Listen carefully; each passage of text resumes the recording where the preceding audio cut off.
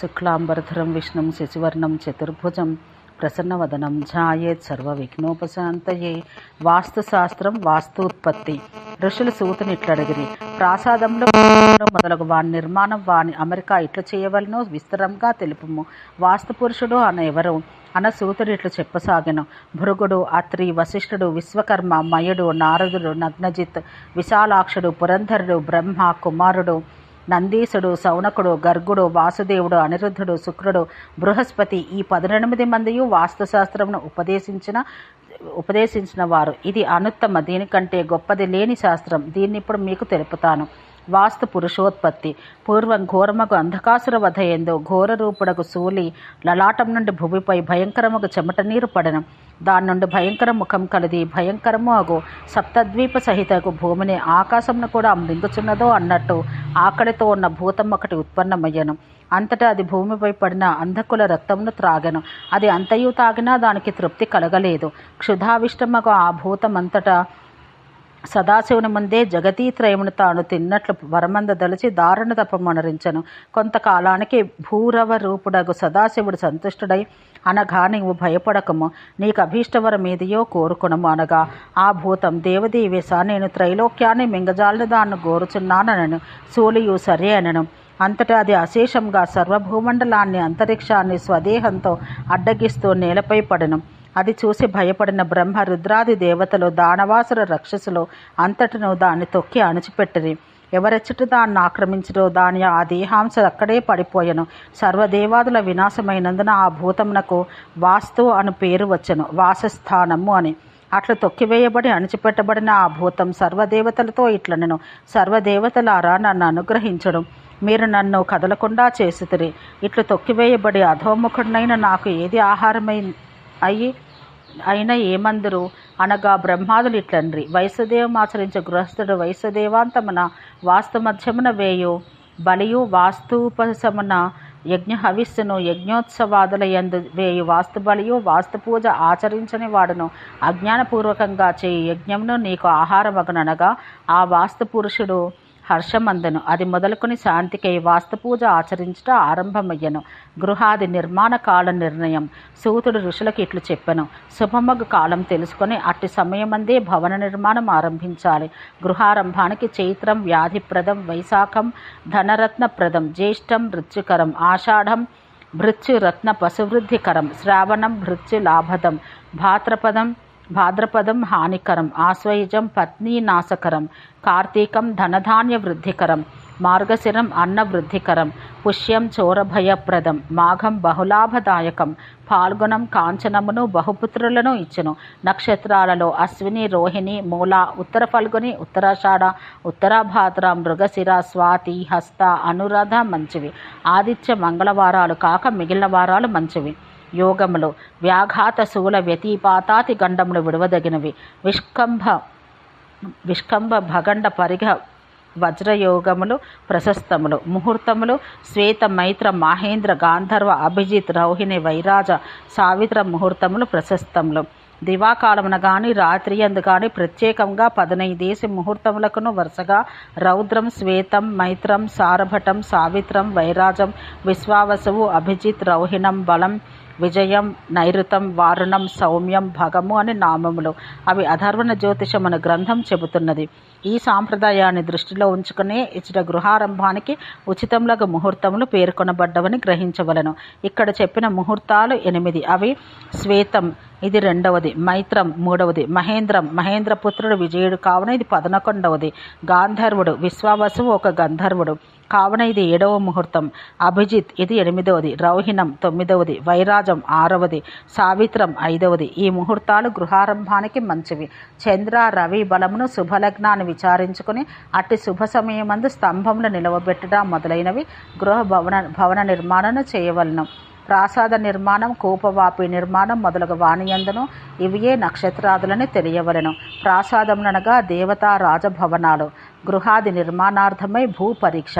మొదట భూమిని పరీక్షించి తర్వాత ఆ పరీక్షిత భూమి యందు వాస్తు ప్రకల్పనం యజ్ఞపూర్వకంగా గృహభవన ప్రాసాదాది నిర్మాణారంభమను నిర్మాణం జరపవలను. బ్రాహ్మణ క్షత్రియ వైశ్య శూద్రులకు వరుసగా శ్వేత రక్త పీత కృష్ణ భూములు ప్రశస్తములు. విప్రులకు తియ్యని, క్షత్రియులకు వగరుగల, వైశ్య శూద్రులకు ఇరువరకు వగరు కారము కలిసిన రుచిగల భూములు మంచివి. తర్వాత భూ పరీక్షకై పిడి మూరంత లోతు, అంతే పొడవు అంతే వెడల్పు గల చిన్న గుంతను తవ్వి దాని యందు అంతటా బాగుగా అలకాలి. దానిలో పచ్చిమూకుడు ఉంచి దానిలో నెయ్యి పోసి 4 దిక్కులందు 4 వచ్చినట్లు వత్తులు ఆ మూకుటిలో ఉంచి వాడిని వెలిగించి ఆ గోతి యందు నడుము ఉంచాలి. అప్పుడు ఏ దిక్కునందులు దీపములు ఎక్కువ కాంతితో వెలుగుచుండునో చూడాలి.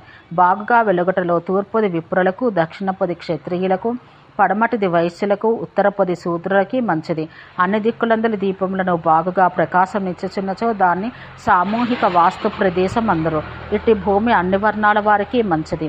తర్వాత ఆ తవ్విన మట్టితోనే ఆ గోతిని పూడ్చవలను. ఆ గోయి బోడుటకు ఆ మన్ను ఎక్కువైనచో చాలా మంచిది, సరిపోయినచో సమం, తక్కువైనచో మంచిది కాదు. అనగా ఆ భూమి యందు గృహ నిర్మాణం తగదు. తర్వాత ఆ భూమిని నాగటితో దున్ని అన్ని విధములకు విత్తనాలు చల్లాలి. అవి 3 నాళ్లకు మొలకెత్తితే చాలా మంచిది. 5 నాళ్లు పట్టినచో మధ్యమం, 7 దినములు పట్టినచో అధమం. ఇట్టి ప్రదేశం గృహ నిర్మాణానికి పనికిరాదు. ఇట్లు స్థలాన్ని పరీక్షించి అది గృహ నిర్మాణానికి పనికి వచ్చిన నిర్ణయించిన ప్రదేశాన్ని పంచగవ్యాలతోనూ ఔషధులతోనూ సమ్మిశ్రితమైన జలముతో కళయంపి చల్లి తడవవలను. తర్వాత ఆ ప్రదేశాన 81 గడులు వచ్చినట్లు బంగారు నరకుతో రేఖలు గీచుకోవాలి. తర్వాత దానిపై పిండితో పూయాలి. దానిపై మరల అంతను దారముతో ఆలోడనం చేయాలి. తర్వాత ఆ త్రాటితో తూర్పు పడమరలుగా 10, ఉత్తర దక్షిణలుగా 10 రేఖలు గీయాలి. ఇది సర్వ వాస్తు విభాగములందునూ చేయవలసిన పని. ఇట్లు గీయుటచే 9 81 గదులు ఏర్పడను. ఈ గదుల యందు వెలుపలగా 32 మందిని, లోపలగా 13, మొత్తం 45 మందిని ఆయా దేవతలను యజమానుడు ఈశాన్య కోణాదిగా ఆయా స్థానమునందు నిలిపి హవిస్సుతో పూజించాలి. వారి వారి స్థానాలను వారి వారి నామాలు తెలిపెదను. వారు వరుసగా అగ్ని, పర్జన్యుడు, జయంతుడు, ఇంద్రుడు, సూర్యుడు, సత్యుడు, భృసుడు, ఆకాశుడు, వాయువు, పూషన్, వితధుడు, గృహక్షతుడు, యముడు, గంధర్వుడు, భృంగరాజుడు, మృగుడు, పితృగణం, దౌవారికుడు, సుగ్రీవుడు, పుష్పదంతుడు, జలాధిపుడు, అసురుడు, శోషుడు, పాపుడు, రోగుడు, ఆహి, ముఖ్యుడు, భల్లాటుడు, సోముడు, సర్పుడు, అదితి, దితి ఈ 32 మంది బయటి గదుల యందు ఉండువారు. ఇందులకు లోగా ఈశాన్యాది చతుష్కోణములందును ఆపుడు, సావిత్రుడు, జయుడు, రుద్రుడు అను వారిని నిలపాలి. నట్టనడం గది యందు బ్రహ్మయుండును. అతనికి దగ్గరలో ఒక గది విడిచి మరొక గది యందు 8 మంది సాధ్యులను నిలపాలి. వారు వరుసగా ఆర్యముడు, సవిత, వివస్వాన్, ఇంద్రుడు, మిత్రుడు, రాజయక్ష్ముడు, పృథ్వీధరుడు, ఆపవత్సుడు అనువారు. వీరిని ప్రాగాదిగా నిలపాలి. ఇప్పుడు ఆయా మూలల యందు పదికులను తెలుసుకొందము. పదము అంకణము. పదికులు ఒక్కొక్క అంకణమునకు అధిపతులు. ఎట్లన ఈశాన్య కోణమందలి దితి, పర్జన్యుడు, అగ్ని, ఆపుడు, ఆపుపత్సుడు, ఆగ్నేయ మందలి ఆకాశ, పూషవాయు, సవిత్రులు, నైరుత మందలి మృగదౌవారిక, పితృగణ, జయ, విభుతాధిపులు, వాయువ్య మందలి పాపాహిరోగ, రుద్రరాజ, యక్ష్మిలు ఈ 20 మందియు ఒక్కొక్క గదికి అధిపతులు. తూర్పున జయంతుడు, ఇంద్రుడు, సూర్యుడు, సత్యుడు, భృసుడు, దక్షిణాన వితధ, గృహక్షత, యమగంధర్వ, భృంగరాజులు, పడమట సుగ్రీవ, పుష్పదంత, వరణాసుర, శోషులు, ఉత్తరాన మోక్ష, భల్లాట, సోమ, సర్పాదితులు అను ఈ 20 మందియు 2 గదులకు అధిపతులు. లోపలి వరుసలోని ఆర్యముడు, వివస్వంతుడు, మిత్రుడు, పృథ్వీధరుడు అను 4 3 గడులకు అధిపతులు. నడుమ ఉన్న బ్రహ్మ 9 గడులకు అధిపతి. ఇట్లు మొత్తం 81 గదులకు అధిపతులు. ఇప్పుడు పైన చెప్పిన వానిలో వంశం ఏర్పడు విధానం చెప్పేదను. వాయువు నుండి రోగని వరకు ఒక రేఖను, పితరుల నుండి అగ్ని వరకు ఒక రేఖ గీయాలి. ఇవి 2 బ్రహ్మస్థాన మధ్య బిందువు వద్ద పరస్పరం ఖండించుకొనను. తర్వాత ముఖ్యం నుండి భృసుని వరకు ఒక రేఖను, శేషుని నుండి వితధుని వరకు ఒక రేఖను, సుగ్రీవుని నుండి అదితి వరకు ఒక రేఖను, మృగుని నుండి పర్జన్యుని వరకు ఒక రేఖ గీయాలి. ఈ 4వ దాన్ని జయుని వరకు గీయటయు కొందరు మతమున కలదు. ఆయా పదముల నడుమ ఏర్పడి ఈ రేఖల సంపాత స్థానములకు మర్మములు అని పేరు. కోణ స్థానములకు త్రిశూలమని వ్యవహారం. ఈ సంపాత ప్రదేశములందు కాని, త్రిశూల స్థానములందు కాని స్తంభమును నిలపరాదు. దూలముల అదుకులుగా కీలమును బంధించుట, ఒక దూలంతో మరియొక దూలమును ప్రక్కగా కలుపుట, ఒక దూలంతో మరియొక దూలమును ఒకదాని చివరి భాగాన్ని కొంత మరియొక దానిపైకి వచ్చినట్లు కలుపుట మొదలైనవి చేయకుండవలెను. ఈ విధముగా సర్వభాగ సన్నివేశములతో కూడిన ఈ చతుస్సాలాత్మకమగు గృహ నిర్మాణమునకు గాను వ్యవస్థ చేసిన ఈ ప్రదేశాన్ని వాస్తుపురుషుని దేహంగా భావన చెయ్యాలి. పైన చెప్పినట్టు లిఖించిన వంశరేఖల్లో అగ్నిస్థానం నుండి పితృస్థానం గల కోణాగ్రం వరకు గల పొడవు వాస్తుపురుష దేహ దైర్ఘ్యం శిరస్థానాన అగ్ని ముఖం నందు ఆపుడును ఎడమ కుడి స్థలం నందు పృథ్వీధరుడు ఆర్యముడు వక్షస్థలమందు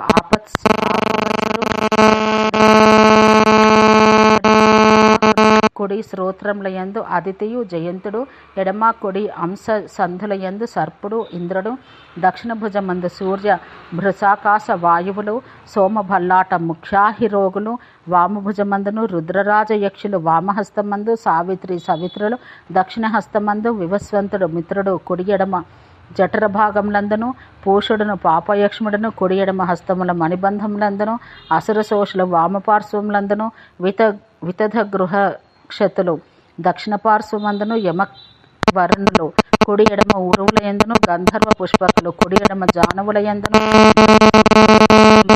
యందును దౌవారిక మృగులు ఎడమ కొడి స్పిక్ పిరుదుల యందును ఇంద్రజయులు మేఢ్రమ్ము యందును హృదయమందు బ్రహ్మయు ఉన్నట్టు భావన చేయబడి పూజించబడుదురు. ఇంతవరకు చెప్పిన ఏకాశీతి సద నిర్ణయం ఈశ్వర సద్మములకు అనగా ధనవంతుల గృహములకు సంబంధించినది. రాజులకును దేవతలకు సంబంధించి గృహ విశేషములను ప్రాసాదములందరూ ప్రాసాదముల యందు వాస్తురూపం చతుషష్ఠి పదములతో ఏర్పడను. అనగా నిర్మాణానికి ఉద్దేశించిన ప్రదేశాన్ని 9 నిలువు రేఖలతో 9 అడ్డు రేఖలతో విభజించగా 64 గదులుగా ఏర్పడను. బహికక్షణముల యందు 4 గదులందును ఆయా దేవతలు 8 మందియు అర్ధపదములకు అధిపతులు. అట్లే అంతఃకోణముల యందును బ్రహ్మస్థానం దీని నడమ 4 పదములతో అంకణములతో ఏర్పడను. 20 మంది ఈ 2 పదములకు అధిపతులు. 2 పార్శ్వములందును 2 దేవతలు ఒక్కొక్కరు 1.5 పదములకు అధిపతులు. చతుషష్ఠి పదవాస్తు విషయం. శాంతి కమలాకరమను నిబంధనం రచించిన కమలాకర భట్టు రచించిన శాంతిరత్నమను నిబంధమందు చతుషష్ఠి పదవాస్తు యంత్ర పరిలేఖన క్రమం అందరి దేవతలకు వాస్తుపురుషుని దేహమందు ఉనికియు ఈ విధంగా చెప్పబడింది. వేదికపై వస్త్రం మీద కుంకుమం వెడల్పుగా పోసి దాని యందు బంగారు కడ్డీతో పడమటి నుండి తూర్పుకు శాంత, యశోవతి, కాంత, విశాల, ప్రాణవాహిని, సుమతి, నంద, సుభద్ర ఇలా 9 రేఖలు దక్షిణ నుండి ఉత్తరానికి హిరణ్య, సుప్రత, లక్ష్మి, విభూతి, విమల, క్రియ, జయ, కాల, విశోక అని 9 రేఖలు గీయాలి. దీనిచే 64 కోష్టములు ఏర్పడను. నట్టనడమ ఏర్పడిన 4 గడులు ఒకటిగా ఆగునట్లు గుర్తింపు రేఖ గీయాలి. ఈ నడిమి చతురస్రపు 4 మూలల నుండి అన్నింటికంటే బయటి ఆయా మూలల రేఖా సందుల వరకు వరుసగా 4 ఏటవాలు రేఖలు గీయాలి. దీనిచే ఈ రేఖలు తాకిన చోట్ల ఉన్న గడులు 2 విభజించబడును. ఇప్పుడు ఆయా స్థానంలో చెప్పబో విధమున దేవతలను ఆవాహనం చేయాలి. ఇందు నిర్దేశించినట్లు వాస్తు పురుషుని ఆయా అవయవములందు ఆయా దేవతలు ఉన్నట్లు భావన చేయబడును. గృహములు చతుస్సాలములు, త్రిశాలములు, ద్విశాలములు, ఏకశాలములు అని 4 విధాలు. వీని నామక్రమానుసారంగా వాని స్వరూపం కూడా తెలుపుతాను. చతుస్సాలాది స్వరూప వివేచనం. సూతుడు ఋషులకు ఇట్లు చెప్పెను. లోగడ చెప్పిన నామక్రమాన మొదట చతుస్సాల గృహస్వరూపం తెలిపెదను. ఇది 4 వైపులను వాకెండ్లను, అలిందములను అనగా పంచలు, వసారాలు కలిగిన 4 శాలాగృహములు కలది. దీనికి సర్వతోభద్రమని శాస్త్ర వ్యవహారం. దేవతలకు నృపులకు ఇది చాలా మంచిది.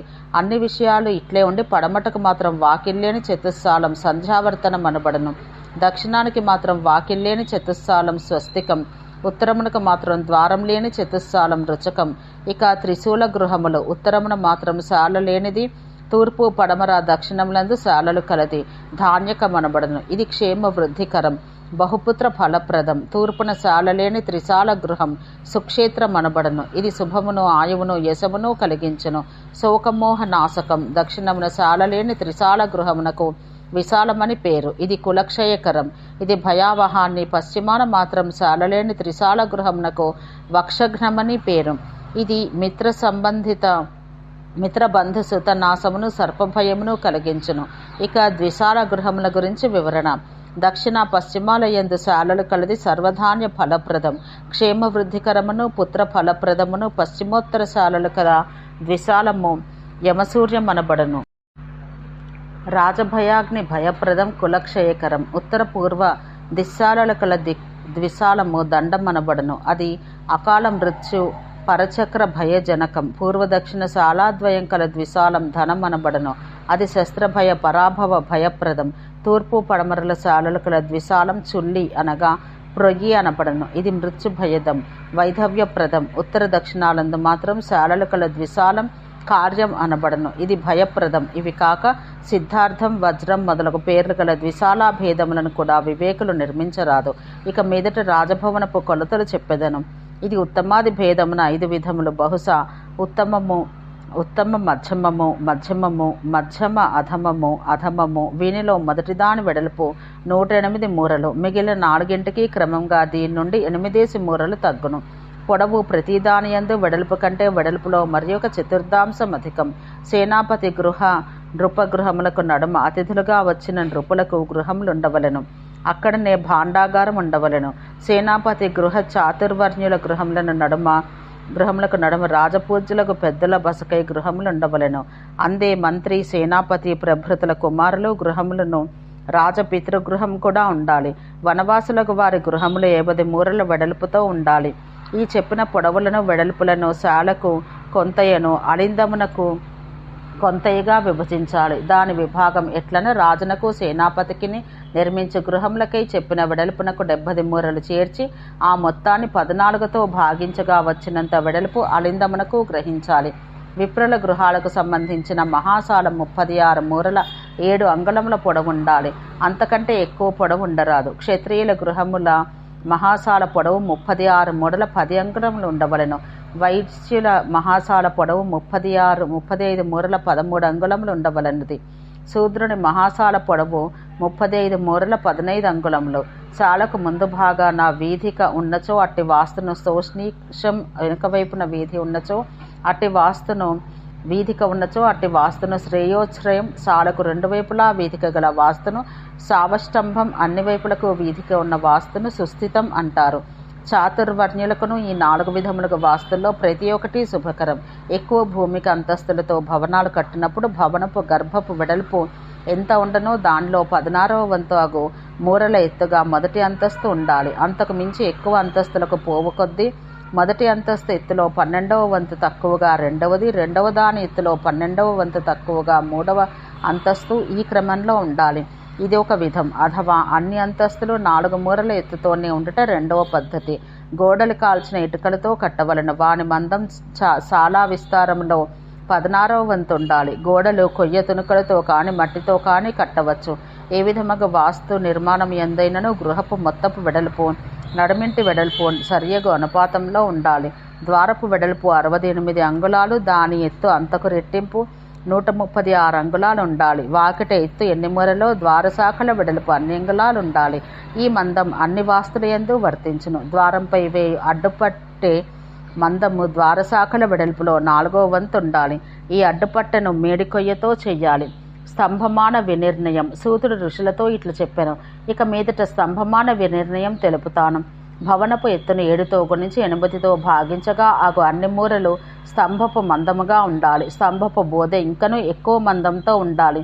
అది ఎట్లన భవనపు ఎత్తును 9తో గుణించి 8తో భాగించగా అయినన్ని మూరలు స్తంభపు బోధె మందం. స్తంభపు ఆకృతి చతురస్రమైతే రుజకం, అష్టాశ్రమైతే వజ్రం, షోడశాశ్రమైతే ద్వివజ్రం, ద్వాత్రింశాశ్రమైతే ప్రలీనకం, మధ్యప్రదేశంలో వృత్తాకృతితో ఉన్న వృత్రం అనబడను. సర్వవాస్తులందును ఈ 5 విధాల మహాస్తంభములను ప్రశస్తములు. స్తంభపు ఎత్తులో 10వ వంతును పద్మములు, వల్లులు, లతలు, కుంభములు, పత్రములు, అద్దములు వీని శిల్పంతో అలంకరించాలి. స్తంభం ఎంత మందముండనో అంతే మందాన దూలం ఉండాలి. చిరు దూలములో ఈ పెద్ద దూలపు మందంలో 3వ వంతు కాని 4వ వంతు కాని క్రమంగా తగ్గుతూ పోవలను. నివాస గృహాలకు దక్షిణ దిక్కు నుండి ప్రవేశించుట ప్రశస్తం. అందుకు ఉండవలసిన ద్వారస్థానాలేవో తెలిపెదను. తూర్పు దిక్కున ఇంద్ర జయంత స్థానములు మంచివి. సర్వవిధములకు వాస్తులయందును ద్వారవేధ వాకిటికి ఎదురుగా ఏదైనా తనది కానిది ఉండుట లేకుండా చూచుకొనవలను. రథ్య 4 వీధులు కలిగి చోట వేద సర్వవంశనాశమును, వృక్షవేద శత్రు విస్తారాన్ని, పంకవేద శోకమును, కూపవేద అపస్మార రోగమును, ప్రస్రవణ వ్యధను, కీల 2 వస్తువుల ఆదుకునేకై కానీ హద్దుల నిర్ణయానికై కానీ నాటిన రాళ్ళు దారువులు వంటి వీధి దీపస్తంభాల వంటి వాని వేద అగ్నిభయాన్ని దేవతా వేద వినాశనాన్ని స్తంభమున్నచో స్త్రీకృత దుఃఖాన్ని గృహవేద గృహస్వామి నాశమును అమేధ్యములతో అవస్కరములతో వేద ఇల్లాలకి వ్యభిచారిణిత్వం అంచెజ గృహవేద అస్త్రభయం కలిగించును. ఇంటి ఎత్తు ఎంత ఉండనో ఇంటి నుండి అంతకు రెట్టింపు దూరంలో వేదలు ఉండను, వాని వల్ల దోషం కలగనేరదు. ద్వార నిర్మాణమందలి దోషం వల్ల తలుపు తానంతటి తానే తెరుచుకొన్నచో ఆ గృహవాసులకు ఉన్మాదం మూసుకొనుచున్నచో కులనాశం కలుగును. ద్వారం శాస్త్రోక్త పరిమాణం కంటే అధిక పరిమాణంలో ఉన్నచో రాజభయం, తక్కువ పరిమాణంతో ఉంటే చోరభయం, వాకిటిపై వాకిలి ఉంటే దానికి మృత్యుముఖమని పేరు. తలవాకిటి కంటే లోపలి వాకిండ్లు పెద్దవిగా ఉంటే అట్టి తలవాకిటికి సంకటమనియు, ఈ పెద్దదిగా ఉన్న లోపలి వాకిటికి వజ్రమనియు వ్యవహారములు. ఇట్టి దోషంచే గృహస్వామి సద్యోమృతి పొందును. ఇట్లు తలవాకిలి ఇతర ద్వారములచే పీడితమగట బహుదోషకరం కావున ఎన్నడను మూలద్వారం కంటే ఇతర ద్వారములేవి పెద్దగా ఉండరాదు. మూలద్వారం అనుదినం పూర్ణకుంభంతో శ్రీపర్ణిలతతో ఇతర లతా విశేషములతో శోభింపచేయకుండవలను. బలులతోనూ అక్షత ఉదకములతోనూ పూజించుచుండవలను. ఇంటికి తూర్పున మర్రి, దక్షిణాన ఉదుంబరం, పడమట రావి, ఉత్తరాన జువ్వి చెట్టు ఉండుట శుభం. ఇవి కాక మరేవైనా ముండ్ల చెట్లు, పాలుకల చెట్లు, ఆసన వృక్షం, మరేవైనా నిషిద్ధ ఫల వృక్షాలు ఇంటి ఆవరణమునకు లోపల ఉన్నచో భార్యాహానియో సంతానహాని అగును. కానీ అవి వాటంతటా అవి ఉన్నచో వాటిని నరకరాదు. వాని నడమ నుంచి వృక్షాలు తెచ్చి నాటవలెను. పున్నాగం, అశోకం, వకులం, జమ్మి, తిలక వృక్షం, సంపెంగ, దానిమ్మ, పిప్పలి, ద్రాక్ష, మరేవైనా పూల పొదలు, నిమ్మ, పోక, పనస, మొగలి, జాజి, తామర, నూరురేకుల తామర, మల్లె, కొబ్బరి, అరటి, పాటల ఇట్టి వృక్షాల లతలు ఇంటి ఆవరణలో ఉండుట గృహ శోభాకరం. గృహ నివేశాది కథనం. సూతుడు ఋషులకి ఇట్లు చెప్పెను. వాస్తుశాస్త్రం బాగా ఎరిగిన వాడు నివేశ స్థలంను బాగా పరీక్షించాలి. స్థలమందు పడిన నీరు ఉత్తర దిశకు కానీ ఈశాన్య దిక్కు కానీ ప్రవహించుచుండవలెను. నడమ ఉండు పైభాగమంతా ఒకే మట్టంగా ఉండవలెను.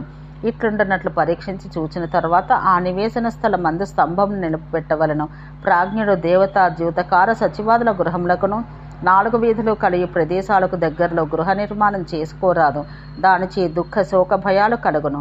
గృహ సన్నివేశంను గృహం నుండి నీరు బయటకు పోవుటలో దానికి గల అవకాశమును బట్టి 4 విధాలుగా విభజించవచ్చు. ఉత్సర్గం, ఇంటి ముందు నుండి నీరు బయటికి పోవున్నది, ఇది శుభకరం.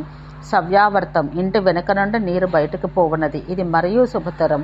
అపసవ్యం, ఇంటికి దక్షిణంగా నీరు బయటికి పోవున్నది, వినాశప్రదం. సంపూర్ణం, ఇంటికి ఉత్తర దిశ నుండి నీరు బయటికి పోవున్నది, ఇది చాలా మంచిది. ఇట్టి అనుకూలతలు గల ప్రదేశాన్ని చూసుకొని యత్నపూర్వకంగా యథాశక్తిని గృహం ఆరంభించాలి. ఇది ఎట్లన్నా దైవజ్ఞుడు చెప్పిన శుభలక్షణయుత ముహూర్తమందు రత్నములు ఉంచి వానిపై శిలనుంచవలను. అచట సర్వబీజములను కూడా చల్లవలను. శిల్పి శుక్లవస్త్రధరుడై వేదస్పారకులకు 4 విప్రులు వేదాలు పఠిస్తుండగా స్తంభంను స్నానం చేయించి వస్త్రాలంకారాదులచే భూషించి వేదధ్వనులతోనూ మంగళవాద్య గీతధ్వనులతోనూ దాని నా శిలపై నిలపవలను. సర్వౌషధులను, నానా అక్షతుల వస్త్ర తాంబూలాదులను దానికి అర్పించవలను. వాస్తు యజ్ఞంను కూడా జరపాలి. సూత్రపాతము, గృహం నిర్మించటలో కావలసిన ఆయా కొలతలను బట్టి ఆయా గృహ భాగాలను నిర్ణయించుటకై శంకుస్థాపన నిర్ణయం చేసి ఆ శంకువు ఆధారంగా రజ్జువుతో కొలతలు ఆరంభించుట. స్తంభోచ్ఛ్రాయం, స్తంభం ఎత్తుట. ద్వారోచ్ఛ్రాయం, ద్వారం ఎత్తుట. గృహప్రవేశం, వాస్తూపశమనం, వాస్తు శాంతి. ఈ 5 సందర్భములందు 5 విధాలుగా వాస్తుయజ్ఞం జరపవలసి ఉండను. గృహ నిర్మాణానికి ఉద్దేశించిన ప్రదేశమంతటిని సరియగు ఈశాన్యమునందు సూత్రపాత్రమును, సరియగా ఆగ్నేయమందు స్తంభోచ్ఛ్రాయమును జరపవలను. ఈ సమయములందు జరుపు వాస్తు యజ్ఞమునందు వాస్తోష్పతి ప్రతి జానీహి అను మంత్రంతో తేనెతోనూ నేతితోనూ హోమమును జరపాలి. బ్రాహ్మణులకు పాయసం భుజింపజేయాలి. ఇంతకు ముందే ఏకాశీతి పదాత్మకముగా వాస్తుచక్రం చెప్పబడింది. ఈ వాస్తు చక్రాన్ని గృహ నిర్మాణానికి ముందుగా సూత్రపాతమును కూడా ముందుగా ఈ స్థలమందు లిఖించి ఉంచుకోవాలి. దీన్ని వాస్తు ఏకాశీతి పద విలేఖన మందిరం. దీనికై రేఖాదులను లిఖించుటయో ఆయా పదములందు ఆయా స్థాన దేవతా నామములు లిఖించుటలో ప్రదక్షిణ క్రమం పాటించాలి. రాయటలో కుడి చేతి తర్జని మాధ్య మాంగులలో బొటనవేలిని ఉపయోగించాలి. వ్రాతకై పవడములు, రత్నములు, బంగారు ఫల పుష్పాక్షతోదకము, ఉపయోగించాలి. బూడిద, బొగ్గులు, కట్టె ముక్కలు, గోళ్ళు, ఆయుధాలు, వంట ఇంటి పనిముట్లు, చర్మము, వెదురుకర్ర, ఎముకలు, కపాలపు ముక్కలు ఈ లేఖన కార్యంలో వియోగించరాదు. దేనిచే దుఃఖ రోగ భయాధికం కలుగును. వాస్తుకర్మల ఆరంభమున శకునాధికం. గృహ నిర్మాణానికై సూత్రపాతము, స్తంభోచ్ఛాయము, గృహప్రవేశం మొదలగు సందర్భములందు శిల్పి శకునాధికమును బట్టి శుభాశుభ ఫలోదయమును గుర్తించవలెను. ఎట్లనగా పక్షి ఏదైనాను సూర్యాభిముఖంగా పరుషంగా కూయుటయో గృహస్వామికి అవయవం ఏదైనా అదుటయో ఒకే మారు జరిగితే వాస్తుపురుషుని ఆ అవయవ భాగానికి సరిపడు ఆ గృహ నిర్మాణ ప్రదేశాన భయప్రదమగు నరాస్తి ఉన్నదని తెలియవలను. వాస్తుచక్రం లిఖించి ఆయా గుర్తులు గుర్తించిన వెంటనే ఆ స్థలమందు ఏనుగు, గుర్రం మరేదైనా క్రూర ప్రాణి వచ్చి నిలిస్తే ఆ తావన శల్యముండను. సూత్రం మొదటిసారిగా కొలతకే ప్రసారించినప్పుడు కుక్కయో నక్కయో ఆ స్థలమందలి ఏ తావనకు దుమికి నిలుచునో ఇచ్చట అది భయంకరంగా అరచునో అచట శల్యముండను. ఆ స్థలపు ఈశాన్య దిశ ఎందు కాకి మధురంగా కూస్తే ఆ స్థలమందును, అది మరెచ్చటైనా కూర్చుండి మధురంగా కూస్తే ఆ ప్రదేశమందు ధనం లభించును. సూత్రపాత సమయాన సూత్రం తెగినచో గృహస్వామికి మృత్యువు కలుగును. సూత్రం కట్టుటకు ఉద్దేశించిన కీలం తలకిందులైనచో వ్యాధి కలుగును. ఆ భూమి అందు బొగ్గులు వచ్చినచో ఉన్మాదం, కపాలములు వస్తే సంశయం, శంఖములు కాని ఎముకలు కాని వస్తే ఆ ఇంటి స్త్రీలలో జారణీత్వం కలుగును. శిల్పి తడబడినచో గృహస్వామియు గృహమున నాశమందుట జరుగును. స్తంభమునకు మొదట రాతిపై ఉంచిన జలకుంభం తన తావు నుండి జారితే శిరోవ్యాధి, కుంభం దొంగిలింపబడినను వంశనాశం, అది తన తావు నుండి జారినచో మృత్యువును, పగిలినచో బంధమును కలుగును. కర సంఖ్యలను తెలుపు గుర్తులు చెడిపోయినచో గృహస్వామికి నాశం, అక్కడ చల్లిన బీజములు ఔషధులు చెడినచో భూతముల నుండి భయం కలుగును. ఈ స్తంభంపై ఆగ్నేయం గొడుగుంచవలను. ఇట్లా ప్రథమ స్తంభ ప్రతిష్ఠ ఆగ్నేయాన జరిగిన తర్వాత వివేకియగు శిల్పి ప్రదక్షిణ క్రమాన ఆయా ఇతర స్తంభాలను కూడా నిలుపుచూ పోవలను. అప్రదక్షిణంగా ఇతర స్తంభములుంచట భయప్రదం కావున స్తంభపు ప్రతిష్ఠచే కలుగదగు ఏ ఉపద్రవములను కలగకుండా రక్షణలు పూనవలెను. ఈ ప్రథమ స్తంభంపై పండ్లతో కూడిన చెట్ల కొమ్మలు ఏవైనా కట్టవలెను. గృహ నిర్మాణ విషయాన అన్నయ్యను తూర్పునకో ఉత్తరానికో 4 వాలుగా ఉండినట్లు నిర్మించాలి. అంతేకాని దిక్కుల విషయం పట్టించుకోకుండా తోచినట్లుగా స్తంభ ప్రతిష్ఠ కానీ, భవన నిర్మాణం కానీ, ద్వారం కానీ, నివాస గృహం కానీ ఏదీ చేయరాదు. దానిచే వంశనాశన మగను. గృహమును పెంచుట మొదట ఒక అమెరికలో గృహ నిర్మాణం చేసిన తర్వాత దాన్ని మరలా పెంచటం మంచిది కాదు. ఒకవేళ పెంచుచో అది అన్ని దిక్కులకు పెంచాలి. తూర్పునకు మాత్రం పెంచితే వైరవృద్ధి, దక్షిణానికి పెంచితే మృత్యువు, పడమటకు పెంచితే ధననాశం, ఉత్తరానికి పెంచితే సంతాపం, ఆగ్నేయ వృద్ధి అగ్నిభయప్రదం, నైరుత వృద్ధి శిశునాశకరం, వాయవ్య వృద్ధి వ్యాధి ప్రకోపకరం, ఈశాన్య వృద్ధి సంతాన హానికరం. ఉపగృహాలు ప్రధాన గృహానికి ఈశాన్యాన దేవతాస్థానం, దేవతా గృహము, శాంతి గృహమును, ఆగ్నేయంన వంట ఇంటిని, ఈ వంట ఇంటికి ఉత్తరంగా ఈ ఆగ్నేయ మూలమందే జలగృహం, గృహ పరికర గృహమును, నైరుతం నందును దానికి వెలుపలగా ఆ నైరుతమందే అన్ని ఇతర సామాగ్రుల గృహమును, అంటే దానికి వెలుపలగా కర్మశాలను నిర్మించాలి. ఇట్టి వాస్తు నివేశం గృహభర్తకు అనగా గృహస్వామికి సుఖకరం. గృహ నిర్మాణానికై దారువులు తెచ్చుట. సూతుడు ఋషులకు ఇట్లు చెప్పాను. ఇక మీదట గృహ నిర్మాణ ప్రక్రియలో ముఖ్యాంశముగా ద్వారహరణం అనగా దారువులను సేకరించి తెచ్చుకున్న పద్ధతి చెప్పెదను. ద్వారాహరణముకై బయలుదేరటలో నక్షత్రాల్లో ధనిష్టా పంచకమును, విష్టి, భద్ర మొదలగు దుష్ట సమయాలను విడవవలను. ఇవి కానిదియు దైవజ్ఞుడు నిర్దేశించినది అగు శుభ సమయాన వనమునకు పోవలను. ఎల్లప్పుడూ మొదట తాను నరకదలిచిన వృక్షానికి పూజాపూర్వకంగా బలి చేయాలి. గృహ నిర్మాణానికి ఉద్దేశించి నరికిన వృక్షం ఈశాన్య దిశలో పడటం మంచిది. ఇట్లు కాక పడటం అంతగా మంచిది కాదు. పాలుగలది, పక్షులు నివసించినది, వాయువుతో అగ్నితో పీడించబడినది, ఏనుగుచే విరగొట్టబడింది, పిడుగుపడి చెడినది, సగం ఎండినది, విరిగి ఎండినది, చైత్య దేవాలయ నదీ సంగమ శ్మశాన కూప తటాకాది ప్రదేశంలందలయగు వృక్షం నుండి దారువును గ్రహించడం శ్రేయోదాయకం కాదు. ముండ్ల చెట్లను నీపనింబ, విభీతక శ్లేష్మాతక ఆమ్రదారువును గృహ నిర్మాణాన వాడరాదు. ఆసనం, అశోకం, మధుకం, సర్జం, సాలం, చందనం, పనస, దేవదారు, హరిద్రకములు వీని దారువులు మంచివి. ఇండ్ల నిర్మాణానికి 1 లేదా 2 లేదా 3 విధములకు దారువులు మాత్రం వాడాలి. అంతకంటే ఎక్కువ విధములకు దారువులను ఉపయోగించడం భయప్రదం. శింసుభ, శ్రీపర్ణి, తిందుక, చందన, పనస, సరళ, అర్జున దారువులు మరివేణితోనూ కలప ఒక్క నరుకక ఒకే విధముగా వాడుట చాలా మంచిది. చెట్టు నరుకునప్పుడు దాని దారఖండం పచ్చగా ఉన్నచో ఉడుము, మంజిష్ట వలె ఎర్రగా ఉన్నచో కప్ప, నీలంగా ఉంటే చిలుక, కపిలవర్ణమైతే ఎలుకలు, వజ్రపు వన్నె అయితే జలమందు కలవని తెలియవలను. చిట్లిన గర్భధారవును గృహ నిర్మాణాన ఉపయోగించరాదు. మొదట ఇట్లా నరికి ఉంచిన దారవును అది ఆరిన తర్వాత శుభశకున సమయమందు వచ్చి తీసుకొని వెళ్ళవలెను.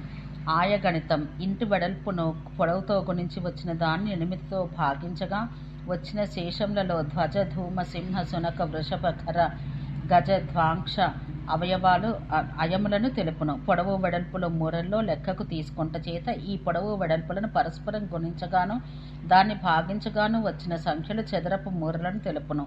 ఈ 8 అయములను వరుసగా తూర్పు నుండి ఈశాన్యం వరకు 8 దిక్కుల యందు ఉండునని తెలియవలను. వీనిలో ధ్వజాయం అన్ని దిక్కులకును అభిముఖమై విశేషించి పశ్చిమాభిముఖమై గృహ నిర్మాణ స్థానమందు తూర్పు దిశయందుండును. సింహాయం దక్షిణ దిశయందు ఉత్తరాభిముఖమై ఉండును. వృషభాయం పశ్చిమ దిశయందు ప్రాగభిముఖమై ఉండును. గజాయం ఉత్తర దిశయందు దక్షిణాభిముఖమై ఉండును. ఈ అయములు మంచివి. విదిశల యందు వచ్చిన 2, 4, 6, 8 ఆయములు మంచివి కాదు. నక్షత్ర గణనం ఇట్లే గృహపు పొడవు వెడల్పులు పరస్పరం గుణించగా వచ్చిన చదరపు హస్తముల సంఖ్యను 8 చే గుణించి 27 చే భాగించగా వచ్చే శేషాన్ని నక్షత్రం అంటారు. ఈ నక్షత్ర సంఖ్యను 8 చే భాగించగా వచ్చే శేషాన్ని వ్యయం అంటారు. ఇట్లు గణన చేయగా వచ్చిన అయవ్యయంలో మధికమట చేత గృహస్వామికి శుభం నిచ్చును అని భగవానుడగు హరి చెప్పెను. ద్విజవర్యులను ముందుంచుకొని పూర్ణ కుంభాన్ని దధి, అక్షతలు, మామిడి చివుళ్ళు, పుష్పములు, ఫలములు తీసుకుని శోభాయమానంగా బయలుదేరిపోయి విప్రలకు హిరణ్య వస్త్రాధికమిచ్చి మాంగళ్యమును శాంతియు కలగవలనని తలపుతో గృహస్వామి నూతన గృహమును ప్రవేశించాలి. గృహ్యోక్త కల్ప విధానానుసారంగా గృహవాస్తు శాంతి విధానాన హోమమును బలికార్యమును నిర్వర్తించాలి. బ్రాహ్మణ శ్రేష్ఠులను భక్ష్యభోజ్యములతో తృప్తిని అందించవలను. శుక్ల వస్త్రములతో గృహమును ప్రవేశించవలను. ఓం శాంతి శాంతి శాంతి.